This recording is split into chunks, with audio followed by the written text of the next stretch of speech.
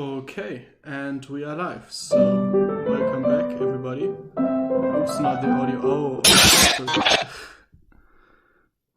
Okay, and we are live. So the feedback just played with me with my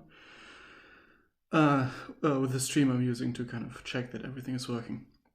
Okay. After a long while, I finally get to do one of these streams again, and of course, today we are once again directing our attention to Prussia and the Hohenzollerns in the video series we were doing, kind of working with Christopher Clark's book Preußen, Aufstieg und Niedergang, looking at the history of Prussia and trying to get a lot of insight into Germany, Prussia, and how Germany and Prussia became what they are and what they are known for. Okay, and today we are talking about the father of Prussia, Friedrich Wilhelm. In the last stream, if you even remember that, we have already started talking about him, but that was more of a cursory glance, and it was more about his effect on the 30 Years' War and kind of closing out on that. And today we will be looking at him as a sovereign in his own right and the way in which he fundamentally transforms Prussia, takes it to a very new height, away from this kind of provincial, non-important power into a major player, maybe not a major player, but an important player in European politics and a power in its own right. Okay, and we immediately start on the person of Friedrich Wilhelm, the great elector von Hohenzollern. He takes the reign at 20 and in 1640 and reigns till 1688, so 48 years of reign, and that makes him actually the longest reigning Hohenzollern in history. He is kind of seen as the Augustus of Prussia, and I hope to convey the reason why that is in this video, because he on the one hand is kind of almost a founding father, but on the other hand he also finds Prussia in the dirt and leaves it as a city of marble, if you will. He was raised away from Berlin because of the 30 Years' War, first in a remote castle within Prussia and then later in the Netherlands. And he is also the first person to really enact the pivot to Calvinism that takes place in the Hohenzollerns, because and this is something that is kind of happening in all of history, is that, or usually never take place immediately, but instead they kind of take time to settle in and everything. And with him we really see a kind of Calvinist ruler in what a Calvinist is supposed to be, as, let's say, opposed to a Lutheran or a Catholic. In the Netherlands, he's informed at Leiden University, so this is where he's kind of trained and gets his view of the world from. And Leiden University at the time is a very well-known center of the Neo-Stoicism that was going around at the time. And in their school, or in their thinking of the world, so this Neo-Stoic thinking about the world, laws were almost sacred. So the institution of the state was kind of noble in itself because it ensured law and order. The sovereign was marked by his responsibilities and duties, and the military had special state attention and was seen as a primary organ. And especially the last part, a lot of people might say, well, that's kind of normal, but it was almost revolutionary to the time and might be seen as a kind of an effect of the 30 Years' War, where I think we last time already discussed the 30 Years' War kind of brought a new idea of warfare into Europe, one that was more absolute, that was more like the wars we know later with professional armies and real casualties, as opposed to the more minor wars that take place in Europe in the medieval era. He is also influenced by Dutch culture, especially by the advantages of financial laws and institutions, which we will come to later, and also military culture, including regular drills, professional officers, as well as standards and specializations, which we will also see in the reign he starts to take over Prussia. He himself was almost a workaholic, which made him highly unusual and exceptionally competent for his time. And all of this also kind of derives itself from Leiden University and the informing he got there. He demanded long reports, he read himself and decided everything himself, and he did all of that because he believed his work to be the responsibility, his works and responsibilities to be the issues of the people and not his own issues. So he had a great sense of duty and kind of had a first idea of the sovereign is the first servant of the state, which marks almost all of the Hohenzollerns, but especially the most exceptional Hohenzollerns, so Friedrich Wilhelm, Friedrich the Great, so on and so forth, who really see themselves more as functionaries of their people rather than as what you might say is a special status or even a special kind of personhood, which is often kind of the idea of kingship in other countries. And he will model Prussia on the Netherlands. And what that looks like, we'll look at now. So when Friedrich Wilhelm started in 1614 in Brandenburg, Brandenburg was still occupied and kind of totally razed down to ashes. And there was even a report made for him to kind of inform him about the duchy was taken over, and it essentially read, worse than can be described in words, only redeemable by divine intervention. And I didn't translate the real thing. The real thing actually had profanities in it. That was how bad it was. Friedrich Wilhelm was convinced that trade and navies were the foundations of a state because that is how subjects get goods. And so he undertook various projects to kind of strengthen Prussia's naval presence. And there was even a little colony in Ghana called Friedrichsburg, which is kind of Friedrich's castle, which traded gold, ivory, and slaves. And it even included a Brandenburg Africa company to oversee the whole thing. So really modeled on the Dutch model here, kind of a Dutch East India Company. I don't know if it existed already at the time, but these kind of trade companies that run local colonies and increase trade and so on and so forth. It was a very minor colony, though. It was basically just a fort in Ghana. It didn't really have any real claims to land. It kind of claimed land by proxy because nobody else was around, but it wasn't really something you would think of as a colony in the later sense. He built a professional army body, and this is really where the Prussia we know, kind of the haha, I'm Voltaire, it's not a state with an army, it's an army with a state, so funny, comes from, or starts with. His army went from 3,000 men in 1641 to 38,000 men in the 1670s, and from there it kind of decreased to between 20 and 30,000 men each year, so kind of going up and down between the years. The army equipment was completely updated to state-of-the-art equipment and also standardized. So, for example, munition sizes were standardized, especially for cannons, and so on and so forth. And of course, that made kind of rationing the soldiers, trading the munitions, equipping everything much easier. New officer schools and better working conditions for officers were set up. And this, of course, on the one hand led to just better, more professional officers.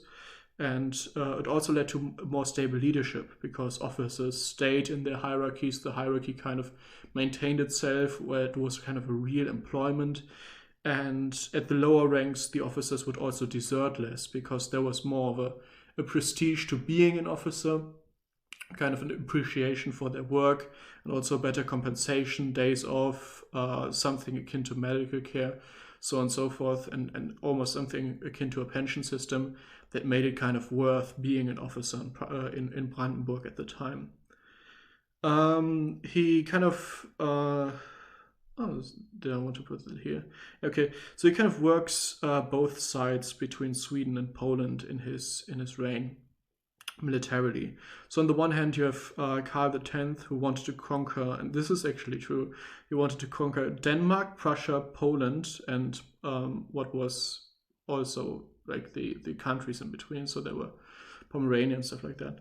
And then raise a massive army in the likes of the Goths and sack Rome. And Poland, as per usual, had to fight to kind of defend Europe from another madman at its gates. And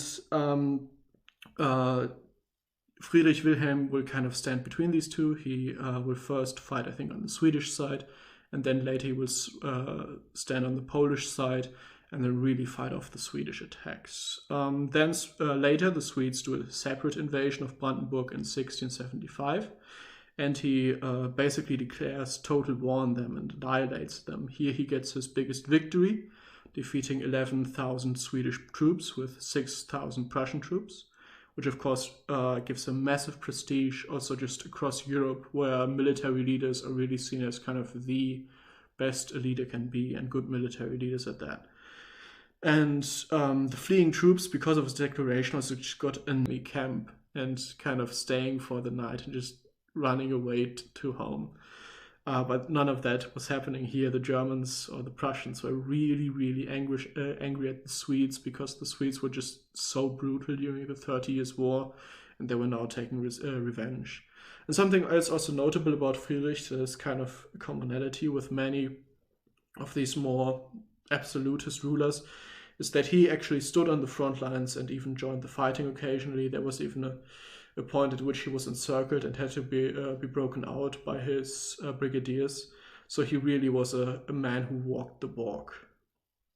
In his own kind of state or land, he increases the administrative efficiency of his own crown lands, and he also knocks down the influence the estates have in Prussia, and this is something we will get into later, kind of his fight against the estates. And the increases in administration are kind of in regards to also just standardization, financial administration, those kind of things, basically streamlining and increasing the efficiency of the paperwork. And he also has Pufendorf, whom we mentioned, I think, in the last episode too, write a Prussian history. And this was something really important for him at the time, because back in those times, everybody knew that every country's history was kind of very much tinted in the desires of the country itself. And there was the French history, there was the English history, there was the Austrian history, and everybody kind of relate events differently. So for Brandenburg Prussia to have its own history kind of meant that Brandenburg Prussia had a kind of sense of self-understanding. And with all of this, Friedrich Wilhelm becomes the father of Prussia. And of course, again, we discussed Pufendorf the last time. He was himself kind of an almost absolutist type figure who heavily was influenced by ideas of the Leviathan, Thomas Hobbes, and these kind of ideas of statecraft. And him and Friedrich Wilhelm together really brought into place the new understanding of Germany or of Prussia that kind of would become this German understanding of society and statecraft. Okay, foreign policy. On the kind of global or European level, he was very popular in the diplomatic world and a desired alliance partner. He himself really counted on the strength of his own country, though. So there was even a quote of him kind of saying, all the alliances can fail you, but the strength of your own country is something you always have. Of course, he starts as almost a dependent. He starts as a satellite of France, which is kind of the deal he gets to get himself a part of Pomerania. And this, of course, enables him to get access to the sea, which he sees as so important, and where he kind of starts his naval projects. And it also makes him the second biggest land in Germany, actually, just after the crown lands of the emperor. So it is a really good deal for him, and he also kind of really quickly gets out of this position as a French satellite state against the emperor, as he does what we will discuss in a second. And that is kind of Brandenburg's rise was dependent on the political winds of the time, but the winds were generally good for it, and most importantly, Friedrich Wilhelm kind of knew how to adjust his sail accordingly, how to kind of catch the good winds. And what he did was essentially spinning plates, if I can get some pickup artist terminology in here, between France, Poland, Austria, and Sweden. So he had these very fast alliances, which at the time were called Schaukelpolitik, which means kind of swing politics, where he swings between all these different partners. And one of the things they resulted in were big subsidies from potential partners kind of trying to outbid one another. And these subsidies, of course, were very important to him because his massively increased army needed a massively increased upkeep. So the Schaukelpolitik was a conscious act in contrast to Georg's forced or necessitated actions, which resulted, of course, in him being unable to really react to anything, or he was always just kind of reacting to everything, and he was really unable to kind of do plans and be proactive about things. But Prussia still depended on the goodwill of its neighbors. So instead of kind of doing these things reactively, he did them proactively, and that way he was able to mitigate the negative effects of being in between these four major powers of France, Poland, Austria, and Sweden, and instead play it to his advantage. And something that also has to be kind of noted about him, and that will also just mark Prussia in the short-term future, or the medium-term future, I guess, is that Friedrich Wilhelm was actually fiercely loyal to the Reich, the Holy Roman Empire. But he was not necessarily loyal to the emperor. But his kind of going against his loyalties to the emperor, he always understood as kind of being loyal to the empire, because the emperor wasn't doing what was best for the empire. And Prussia will actually, for a very long time, be marked by both rebellious ambition inside the empire, but also deep respect of its traditions up until the 18th century, when, of course, Prussia becomes its own state. And just to kind of make this clear, this is still Brandenburg, this is not Prussia, the Prussian kingdom, but I'm already starting to call it Prussia because it's kind of has everything that Prussia conveys in a modern setting, where again you have this kind of Voltaire idea of an army with a state, and he, for example, does these reforms where he really kind of reforms the whole state to serve his army and to kind of support that. And to finance his army, he has to fight with the estates, and he has to fight with them a lot, because he wants, of course, a lot of taxes, and that is one of their primary kind of areas where they're interested and influential in. So his reign is marked by continual conflict with the estates.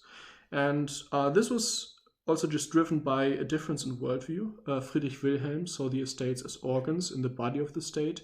The estates, on the other hand, saw themselves as largely independent from one another and also independent from the Duke's ambitions.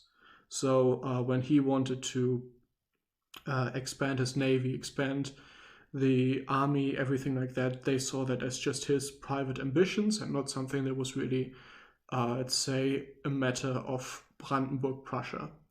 So they would say, no, we will not support you in this. And of course, he just get really upset about that. And one of the things he does to mitigate this, or to overrule the estates, is that he mans all the most important positions with Calvinist foreigners, which already became a huge point of contention, because the tradition in Brandenburg at the time was that all the positions were locally sourced, so at the very least from within Brandenburg. But now he just kind of takes all these foreigners in. They're Calvinists, they're loyal to him, they're not loyal to the estates, and so of course they help him kind of get his way. And something the estates also notice, of course, is that the standing army that he's building starts crowding out the provincial militias. So the provincial militias kind of give way to the building of a standing army, and of course that means that the estates kind of are losing their military might, their military influence, just their military basically. And this is also something they are very upset about. And there are even wars within Brandenburg, Prussia, or skirmishes within Brandenburg, Prussia, between him and estates over tax increases to pay for wars. And these kind of escalate into military oppression and even the arrest of estate members. So he's really kind of playing it tough with them. Things that help him are that the emperor decrees in 1654 that all subjects of Holy Roman Empire princes are required to pay taxes to their prince. And this is because many princes at the time actually fought with their estates, and so they kind of collectively went to the emperor and said, please give us, back us up here. And he went, okay, fine. All of you can now kind of demand taxation from your estates. And that, of course, gave Friedrich Wilhelm huge leverage. And in turn, also just Europe, mostly Germany, but kind of Europe as a whole, is starting to become more absolutist. And the influence of the estates and the countrysides and so on and so forth start to weaken. So he also does reforms within his own country, which enable him to kind of outmaneuver the estates. Most importantly here, that he sets up a Ministry of War and a General Ministry of State Affairs. But the conflicts continue, and after having kind of gotten his way, he kind of wants to broker a deal, because he knows that he can't just be in conflict with the estates indefinitely. So he has a vision for Prussia, and as it is kind of taking shape, he wants to make a deal so that this vision is kind of the new normal in a sense. So after the estates lose a lot of leverage, this is mainly foreign relations, they start giving in. And what is basically happening is that to counterbalance the power of the Duke, the estates would kind of keep in contact with and network with, let's say, stakeholders and kind of important figures and institutions outside of Brandenburg, Prussia. This could include other duchies. This could even include the Polish crown and everything. And so, of course, they had the backing of these people, which they could kind of pull to their side and massively increase their leverage, especially, again, the Polish crown. When those succeeded, when, for example, the Polish crown kind of dropped the estates, they started to see that they had no more leverage and started giving in to Friedrich Wilhelm's demands. And something that's also interesting here in kind of which estates he's fighting with and which he isn't, is that one of his kind of taxation reforms was a crude form of a value-added tax, meaning that cities where the consumers and workers of kind of secondary products were mainly located were taxed higher than the countryside. And he generally picked fewer fights with the more powerful countryside nobles and kind of tried to be more diplomatic there. And something that also has to be noted about how he does all of this is that he doesn't really have absolutist ambitions here. He's just kind of has practical intentions. And this becomes important because, well, he kind of really does a carrot and a stick approach. And so estates would increasingly find liking to the new system. So, individuals would kind of see that within the old estate system, they kind of left pretty badly off. And then within the new system he's kind of building for Prussia, they might take up a good position. So they become loyal to him once more. And after long talks, a lot of diplomacy, and a lot of kind of finding common ground, he gets the new state for Prussia that he is interested in. And this, for example, concerning how the estates were kind of resettled and were kind of given a new likable position, was officer positions were meant by estate members, so were administrative positions. And the final result is kind of that the estates are pulling out of state politics, which is run by a governance structure recruited, which is still recruited from former state members, but they kind of gain renewed, focus, maybe even renewed strength over local politics, where they very much stay in power. And with that, we actually already get to the end of his reign. Of course, he kind of leaves a massive legacy just in the Prussia he built, or the Brandenburg Prussia he built. He left it a strong military state, a strong presence in Europe, very affluential, embroiled in trade and commerce, more efficient, better administered, with a very clear relationship between the lord and the estates, where the estates really are subject to the king or to the duke, which he still is. And so he leaves behind his väterliche Ermahnung, which translates into his fatherly caution, which is something that was very typical for the time, that an old or dying duke would kind of write a cautionary text for his children, which usually started about kind of telling them to be good Christians, to put the church first, that everything they have came from God. And of course, in his case, also in the beginning, the report he got kind of said it's only salvageable by divine intervention. And he didn't see this as just, like a bad joke, or like a real like underlining of the statement. And he also didn't see it as, oh, if I can do this, I'm basically divine. He viewed his entire reign as a divine favor by God, kind of like in the story of Job, where Job, after humbling himself before God and going through his trials, is rewarded with even a bigger estate, more cows, a beautiful wife, and even more children. And it was very typical at the time to kind of leave behind this fatherly caution to your descendants. And again, in the beginning, it is about faith, and then it kind of starts becoming more and more just about practical matters, politics, how to administer, what the future will likely hold, and so on and so forth. And the most important things here is that he cautions his descendants to always keep Brandenburg's history in mind. And with that, he, of course, is referencing the history he and Pufendorf kind of have written together. And he also is, of course, talking about the 30 Years' War, how Brandenburg was razed to the ground, how vulnerable it is to its neighbors, and how it kind of needs to survive, needs to fight to keep living.